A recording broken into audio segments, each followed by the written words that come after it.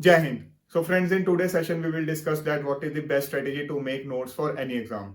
Strategy discuss करने से पहले हम नोट्स का रियल मीनिंग और सिग्निफिकेंस समझेंगे, तभी हमें स्ट्रेटेजी अच्छे से समझ आएगी।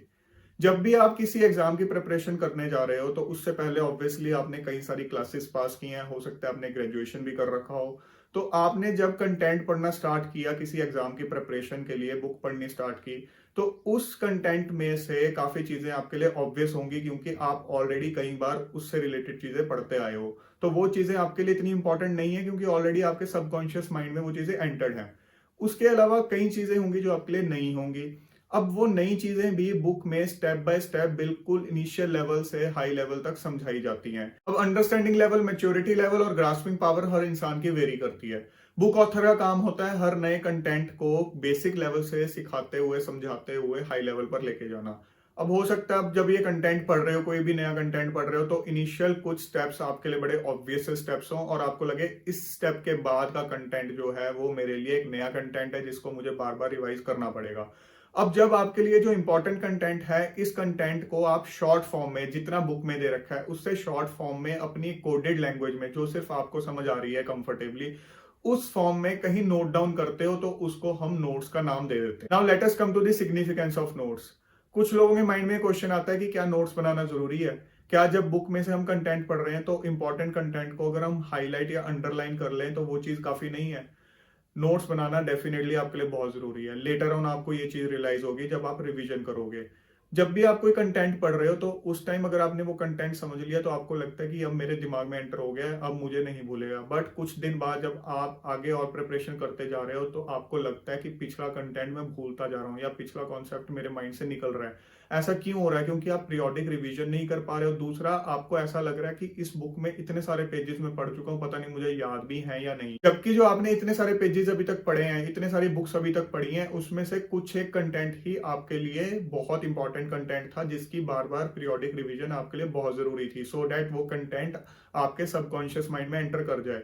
तो अगर आप उस कंटेंट में से साथ साथ नोट्स बनाते चले जाओगे, इंपॉर्टेंट कंटेंट को फिल्टर आउट करते चले जाओगे और उन नोट्स की पीरियोडिक रिवीजन करते चले जाओगे, तो आपको ये फीलिंग बिल्कुल भी नहीं आएगी कि मैं आगे पढ़ता जा रहा हूं और पिछली चीजें मुझे भूलती जा रही हैं। और इसके अलावा आपको एक कंफर्टेबल साइकोलॉजिकल फीलिंग ये रहेगी कि आपको कभी ये नहीं लगेगा कि इस एग्जाम के लिए इतनी सारी बुक्स के इतने सारे पेजेस मुझे बार बार पढ़ने हैं, इतने सारा सिलेबस है। आपको लगेगा कि इन सारे बुक्स में से, इन सारे पेजेस में से इंपॉर्टेंट कंटेंट मैं फिल्टर आउट कर चुका हूं, मेरे लिए बस इतने से नोट्स जो मेरे हैं वो मेरे लिए इंपॉर्टेंट है।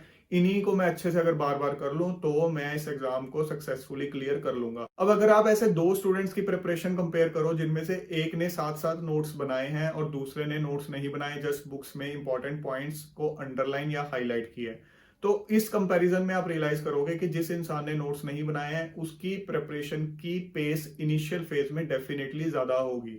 उसका अगर ग्राफ प्रिपरेशन का इस तरह से बढ़ रहा है तो दूसरे इंसान का ग्राफ इनिशियल फेज में उससे डाउन ही होगा, क्योंकि उस बंदे का टाइम लग रहा है नोट्स बनाने में, वो टाइम इन्वेस्ट कर रहा है नोट्स बनाने में। बट इन नोट्स की वजह से लेटर फेज में उस इंसान का ग्राफ एक्सपोनेंशियली बढ़ जाएगा और उसके वो स्ट्रेट लाइन ग्राफ को बहुत जल्दी क्रॉस कर जाएगा। एंड अपार्ट फ्रॉम दिस, जिस स्टूडेंट ने नोट्स बनाए हैं उस स्टूडेंट की प्रिपरेशन दूसरे स्टूडेंट से फार बेटर होगी, उसका कॉन्फिडेंस लेवल फार बेटर होगा और उसकी नंबर ऑफ रिविजन्स जो होंगी वो भी उससे कहीं ज्यादा होगी। तो डेफिनेटली उस स्टूडेंट के सक्सेस के चांसेस बहुत ज्यादा होंगे। तो फ्रेंड्स, अब आपके माइंड में ये डाउट तो बिल्कुल भी नहीं आना चाहिए कभी कि आपको नोट्स बनाने चाहिए या नहीं बनाने चाहिए।